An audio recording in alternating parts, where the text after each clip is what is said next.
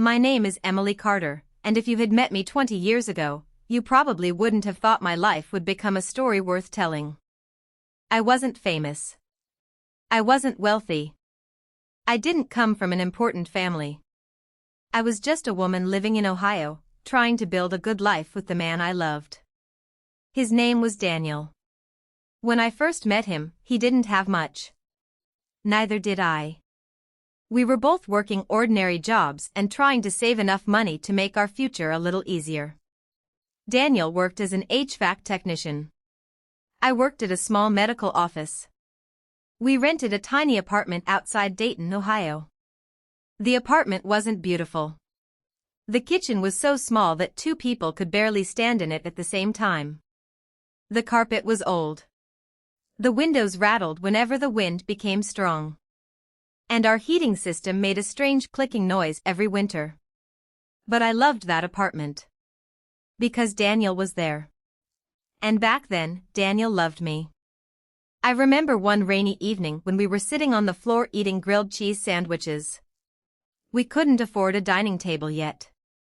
Daniel looked at me and smiled. "What?" I asked. He shook his head. "Nothing. You're staring at me." "I know." "Why?" He reached for my hand. "Because I still can't believe you're my wife." I laughed. "You say that like you won the lottery." I did. I rolled my eyes. "You're ridiculous." "No. I'm serious." He squeezed my hand. "You stayed with me when I had nothing." I smiled. "We have each other." He looked at me for a moment. Then he said something I would remember for the rest of my life. "Emily, I'll never forget the woman who loved me before I had money." At the time, I believed him completely. We eventually had 2 children. Our daughter, Lily, was born first. 3 years later, our son, Noah, came along. Our apartment became even more crowded. There were toys underneath the couch, baby clothes on the chairs, school papers on the kitchen counter, and laundry everywhere. But I loved it. We didn't have much money, but we had laughter. We had family dinners. We had birthdays. We had Christmas mornings. And we had dreams. Daniel had always dreamed of owning his own HVAC company. One night, he spread a stack of papers across our kitchen table. "I want to do it," he told me. "Do what?" "Start my own company." I looked at the papers. "Daniel, this is a lot of money." "I know. We don't have that kind of savings." "I know. What if it doesn't work?" He looked at me. "What if it does?" I smiled. "You really want this?" "More than anything." I reached across the table. "Then let's try." He smiled. "You really believe in me?" "I do." He kissed my hand. I won't forget this. He started his company with one used work truck. For months, things were difficult. Sometimes he came home exhausted. Sometimes he barely made enough money to pay the bills. There were nights when he sat at the kitchen table with his head in his hands. "What if I fail?" he asked me once. I put a cup of coffee beside him. "Then we'll start again." "You aren't scared." "Of course I am." "Then why are you so calm?" "Because you're not doing this alone." He looked at me and smiled. That was the man I married. The man who used to understand that love meant standing beside someone when life was difficult. And slowly, his company began to grow. One customer became 10. 10 became 50. Then hundreds. He hired employees. He bought another truck. Then another. Eventually, Carter Heating and Air became one of the most successful companies in our area. And suddenly, the life we dreamed about was no longer a dream. It was real. We bought a beautiful home. The children had their own rooms. We paid off our debts. We bought reliable cars. We took our first family vacation. I remember standing in our new kitchen one morning and looking around. I thought, we made it. I had no idea that this was the beginning of the hardest chapter of my life. For the first year after Daniel became wealthy, everything felt wonderful. He was happier. I was happier. Our children were happy. We could finally afford things we'd spent years going without. But slowly, Daniel changed. At first, the changes were small. He started buying expensive clothes. Then an expensive watch. then a luxury car. He began attending business dinners. He joined a private country club. He started traveling more often. I didn't complain. I was proud of him. When friends asked about his success, I always said, he worked incredibly hard. And he had. But eventually, his business became more important than everything else. He was constantly on his phone. He stopped coming home for dinner. He missed family events. He started taking business trips that seemed to last longer and longer. One night, I asked him, "Do you even like being home anymore?" He looked annoyed. "Of course I do. Then why are you never here?" "I'm building our future." I stared at him. "We already have a future." He sighed. "You don't understand." "Understand what?" "Things are different now." I remember those words. Things are different now. He said them as if becoming rich had created a completely different world. And maybe it had. But I hadn't changed. I was still the woman who had stood beside him when he had nothing. Then Victoria entered our lives. Victoria Hayes was a successful investor who became involved with one of Daniel's business projects. She was confident, beautiful, sophisticated. She knew wealthy people. She attended expensive events. And Daniel began spending more and more time around her. At first, I trusted him. Why wouldn't I? He was my husband. One evening, I asked, "Would you like me to invite Victoria and her friends for dinner sometime?" He looked uncomfortable. "Why?" "Because she's working with you. You wouldn't have anything in common." I frowned. "What does that mean?" "Nothing." He walked away. I stood in the kitchen staring after him. Something had changed. I could feel it, but I didn't know what it was. Then one evening, Daniel came home smelling like a perfume I didn't recognize. He walked past me. I looked at him. "Where were you?" "Business dinner." "With Victoria?" He stopped. "Yes." "Okay." I tried to smile. He went upstairs. I stayed in the kitchen. That night, I barely slept. I told myself I was being paranoid. I told myself successful marriages required trust. I told myself Daniel had simply become busy. I wanted those things to be true. Then, one Thursday night, everything changed. Daniel came home late. He went upstairs. His phone was lying on the dresser. It buzzed. I wasn't looking for trouble. I wasn't searching through his phone. But the screen lit up. And I saw a message. "Victoria, you promised me you'd tell her. I can't wait forever." I froze. My heart started pounding. I read it again. Then again. Daniel walked into the room. He saw my face. Then he saw his phone. He knew. "Emily." My voice was barely a whisper. "Who is Victoria?" He didn't answer. "Daniel. It's complicated." I laughed. "Complicated? Please let me explain." "How long?" He looked away. "How long have you been seeing her?" He didn't answer. I already knew, but I needed to hear it. "How long?" "Almost a year." I sat down. Almost a year. For almost a year, my husband had been living a second life. I looked at him. "Does she know you're married?" "Yes." "Does she know about Lily and Noah?" "Yes." "Do you love her?" Daniel was silent. Then he said, "I think I do." I felt like the floor had disappeared beneath me. I remembered that rainy night. The tiny apartment. The grilled cheese sandwiches. The promise. I'll never forget the woman who loved me before I had money. I looked at him. "You forgot. Emily. You forgot who you were." Then he said the words that broke my heart. "I want to marry Victoria." I didn't scream. I didn't beg. I simply walked downstairs. I sat at the kitchen table. And I cried. If you're listening to my story because you've ever felt like someone you loved suddenly became a stranger, I want you to remember something. Someone else's decision to betray you does not determine your worth. And if you want to hear how my story ended, make sure you subscribe to the channel and turn on the notification bell, because the next part of my story is where I finally stopped begging for someone else's love and started rebuilding my own life. The next morning, I woke up before everyone else. I walked downstairs. The house was silent. For years, I had thought this house represented our success. That morning, it felt like a museum of memories. I looked at the family photographs. Daniel holding Lily. Daniel holding Noah. Our first Christmas in the new house. Our family vacation. Our anniversary. I wanted to tear every photograph from the wall. Instead, I left them there. Those moments had been real. Daniel had changed. But that didn't mean my memories had been fake. I made breakfast for the children. I packed their lunches. I helped them get ready for school. I smiled when they left. Then I sat alone at the kitchen table. I called my best friend, Sarah. She came over within an hour. When I told her everything, she hugged me. "What are you going to do?" I wiped my tears. "I don't know. You don't have to know today."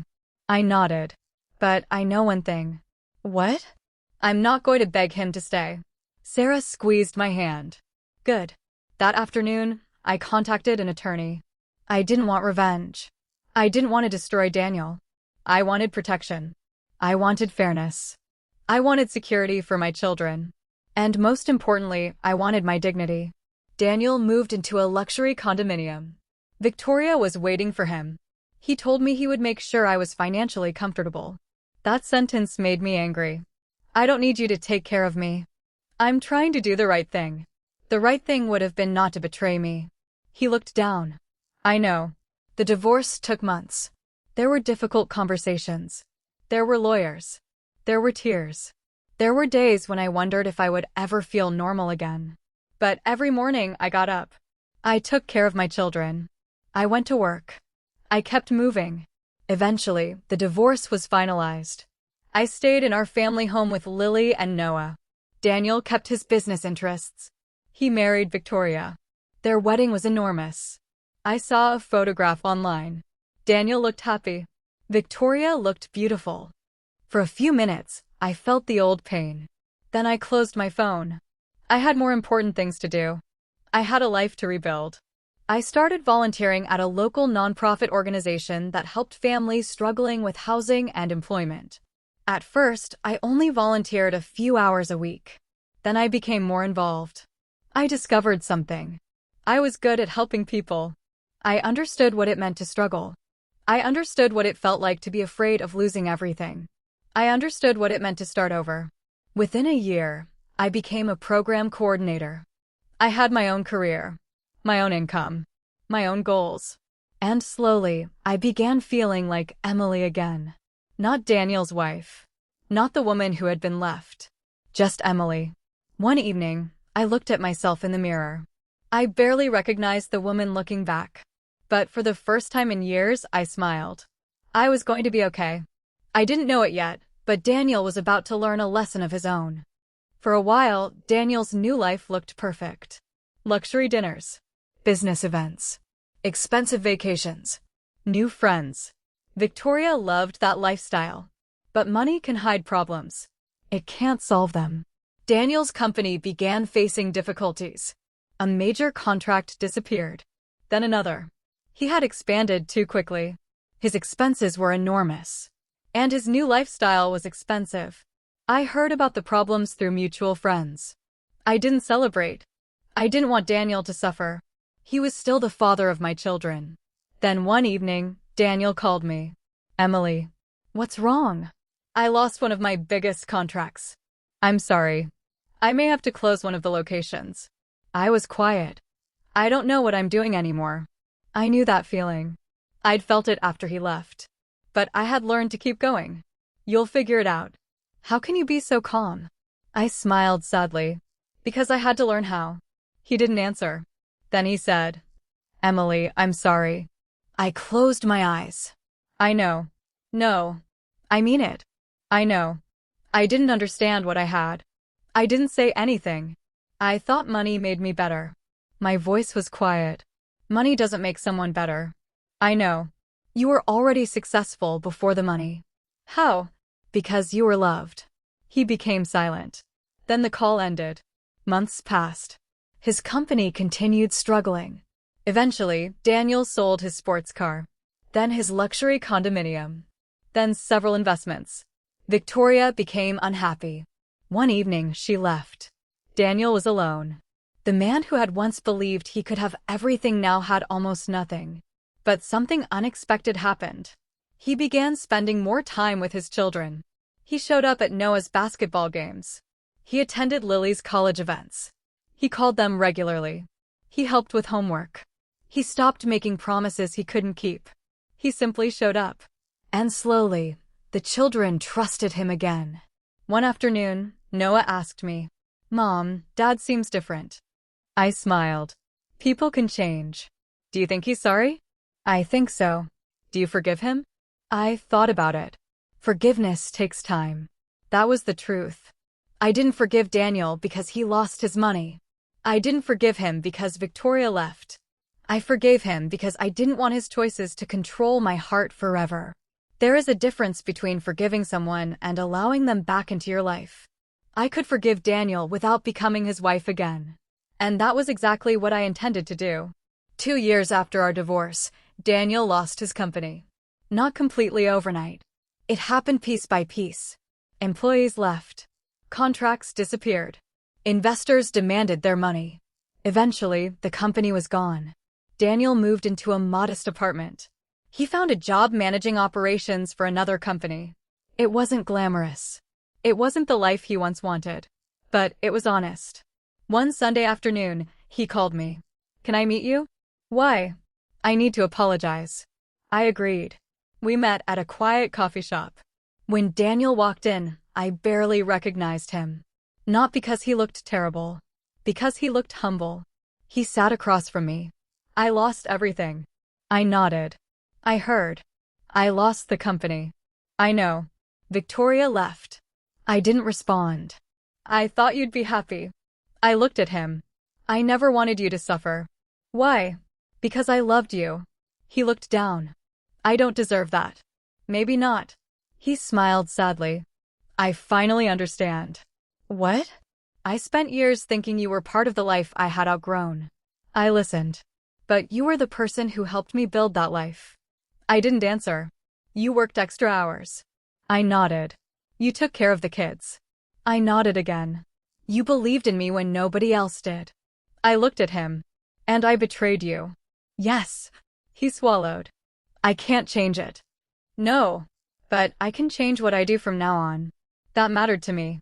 Not because I wanted him back, but because Lily and Noah deserved a father who had learned from his mistakes. "You can," I said. And he did. Daniel became more involved in the children's lives. He stopped trying to impress people. He stopped chasing luxury. He learned to appreciate ordinary things. A home-cooked meal. A walk with his children. A quiet evening. A family birthday. One day, Noah invited him to dinner. I watched Daniel arrive carrying a simple apple pie. He smiled. I didn't know what to bring. I laughed.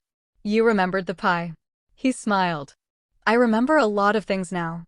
For the first time in years, we all sat around the same table. There was laughter. There were jokes. There was no pretending. We weren't a married couple anymore. But we were still a family connected by 2 wonderful children. And somehow, that was enough. I am 43 years old now. Lily is in college. Noah is finishing high school. And I am the director of the community program where I once volunteered. Every morning, I wake up knowing that my life belongs to me. I have a comfortable home. A career I love. Friends I trust. Children I'm proud of. And peace. Real peace. Not the kind of happiness that comes from a bank account. The kind that comes when you know you can stand on your own. One Saturday evening, Daniel came over for dinner. After we ate, Lily and Noah went outside. Daniel and I stayed in the kitchen. He looked around. "You built a beautiful life." I smiled. "I did. I'm proud of you." "Thank you." He hesitated. "Can I tell you something?" "Sure." "I used to think losing you was the worst thing that ever happened to me." I looked at him. "And now?" "Now I think becoming the man who could lose you is the worst thing I ever did." I didn't know what to say. So I simply listened. He continued. "You loved me when I had nothing." "Yes."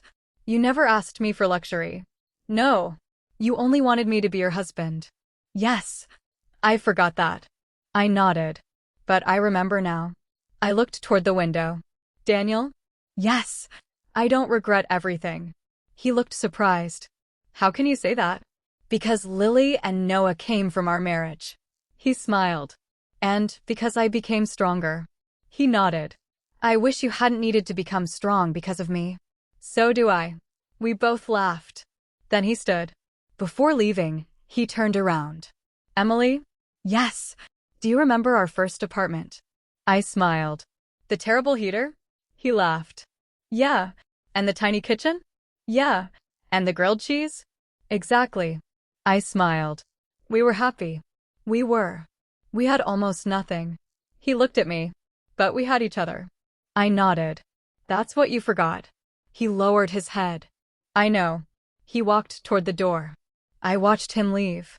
Then I closed the door. I stood there quietly. And I realized something. For years, I thought my story was about a husband who became rich and abandoned his wife. But that wasn't my whole story. That was only the chapter where I lost something. The real story was what happened afterward. I found myself. I found my strength. I found my purpose.